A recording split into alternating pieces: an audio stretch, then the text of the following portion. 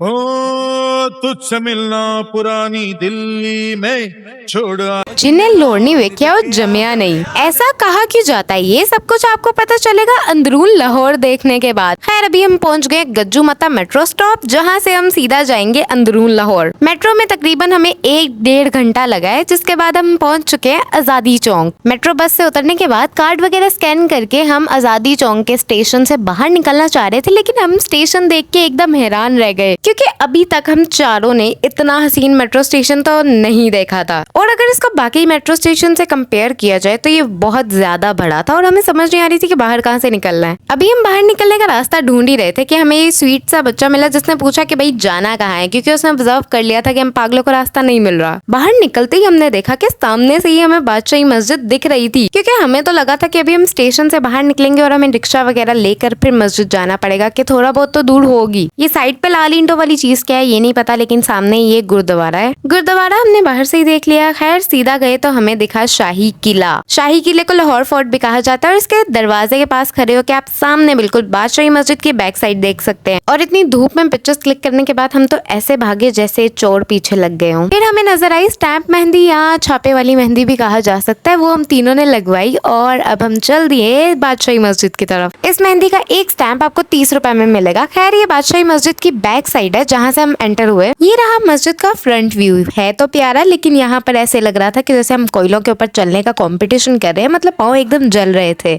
मस्जिद के अंदर आने के बाद हमने थोड़ी बहुत पिक्चर्स क्लिक की, क्योंकि हर जगह पे जाने के बाद फोटोशूट करना तो लाजमी है। और यहाँ पर हमारे साथ सही वाला प्रैंक हो गया, क्योंकि हम इस रास्ते से सीधा जा रहे थे ताकि मस्जिद के फ्रंट पॉइंट पे जा सके, लेकिन आगे रास्ता बंद था। जुमे की नमाज का टाइम था, इसीलिए रास्ता बंद था वहाँ पे। और यहाँ पर हम चारों ने अपने जूते रखवाए थे 240 रुपीज में, ताकि चोरी ना हो जाए। खैर अब हम जूते वगैरह पहन के यहाँ से बाहर निकल रहे हैं ताकि हम फूड स्ट्रीट ढूंढ सकें और कुछ खाना शाना खाएं। फूड स्ट्रीट में हमें सामने हवेली रेस्टोरेंट दिखा, तो अब हम और कहीं जाने की गलती क्यों करेंगे। आज हमने सोच लिया था कि हमने लाजमी हवेली तो जाना ही जाना है, क्योंकि इसका व्यू बहुत प्यारा है। वैसे अगर इसको बाहर से देखा जाए तो वो तो बहुत प्यारा है, लेकिन अंदर से इसका लुक बहुत ही ट्रेडिशनल और रिवायती सा है। अंदर जाते ही आपको हवेली लिखा नजर आएगा और पता चल जाएगा कि आप हवेली में आ चुके हैं। ग्राउंड फ्लोर पे एक छोटा सा म्यूजियम है, जो कि मैं आपको एंड पे दिखाऊंगी, और बहुत ज्यादा डेकोरेशन है। इश्क करना है तो लाहौर चले आओ तुम, इश्क करना है तो लाहौर चले आओ। और साथ ही साथ यहाँ पर बहुत से क्रिकेटर्स की पिक्चर्स थी। और कौन नजर आया? हमें नजर आया रमीज राजा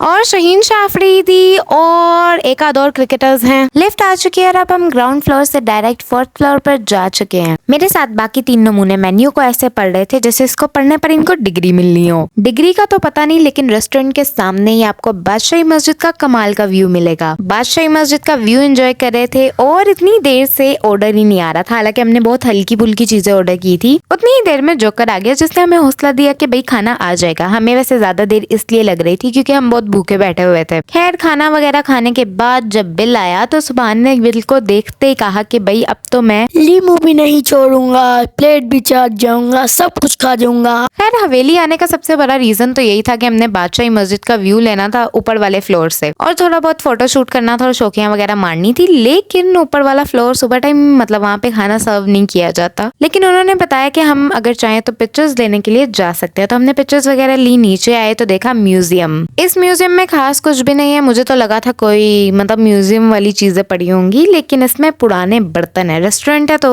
बर्तन ही होंगे। लेकिन ये बात थी कॉमन सेंस की, और कॉमन सेंस होती है कॉमन ब्रेन में, और ब्रेन तो हमें है ही नहीं, तो ये बात हम कैसे सोचते। खैर ये बर्तनों के साथ सोफे का क्या कॉम्बिनेशन था वो भी म्यूजियम में ये समझ नहीं आया। लेकिन सुभान का कहना है कि बादशाह अकबर का सोफा था जिसके ऊपर ये बैठा है, लेकिन ये इसने सरासर चवली मारी थी, जो कि हम सबको पता था। हवेली से निकलने के बाद हमने ये बोर्ड देखा जिसपे लिखा हुआ था कि लाहौर लाहौर है, जिसमें कोई शक नहीं। फाइनली अब हम आ चुके हैं दिल्ली गेट देखने के लिए, जिसका बहुत इंतजार था हमें। दिल्ली गेट के बारे में कहा जाता है कि ये इंडिया के दिल्ली की तरफ डायरेक्ट रुख है, मतलब सीधा रुख है इसका। दिल्ली गेट में कुछ गलियां बहुत ही मशहूर है, जिनमें से एक ये भी है निकाह वाली गली। इसको निकाह वाली गली इसलिए कहा जा सकता है क्योंकि आप लोग देख ही सकते हैं ये इतनी तंग है कि इसमें एक बंदा ही चल सकता है। तो एक बंदा यहाँ से जा रहा हो और दूसरा वहां से आ रहा हो, तो मतलब कि अगर आमने सामने से दो लोग आ रहे हो तो आगे आप खुद समझ आ रहे हैं इसको निकाह वाली गली क्यों कहा जाता है। और ये है सुरजन सिंह की गली, जिसको कहा जाता है, मेरा ख्याल है ऐसा ही कुछ नाम था, और जिसमें कि उस्मान की बैठक है जो कि बहुत मशहूर है। ये गली बहुत ही खूबसूरत और रंगीन सी है, जिसके लिए हम खास तौर पे दिल्ली गेट आए थे। और ये है उस्मान की बैठक, जिसके बारे में कहा जाता है कि ये 400 साल पुरानी है और यहाँ आज भी 400 साल पुरानी रिवायात को फॉलो किया जाता है, जैसे कि नीचे बैठने की रिवायत थी जो पहले, और काफी ट्रेडिशनल चीजें हैं जैसे कि बर्तन बहुत ट्रेडिशनल। और उन्होंने हमें ये भी बताया कि कैफे के ओनर की रिवायत है कि यहाँ पर जो भी आता है वो चाय या पानी वगैरह कुछ ना कुछ पी के जाना पड़ता है, मुफ्त में नहीं, क्योंकि कैफे का ओनर है, थोड़ी बहुत कमाई भी तो करनी है उन्होंने। आए निशानी दिल्ली में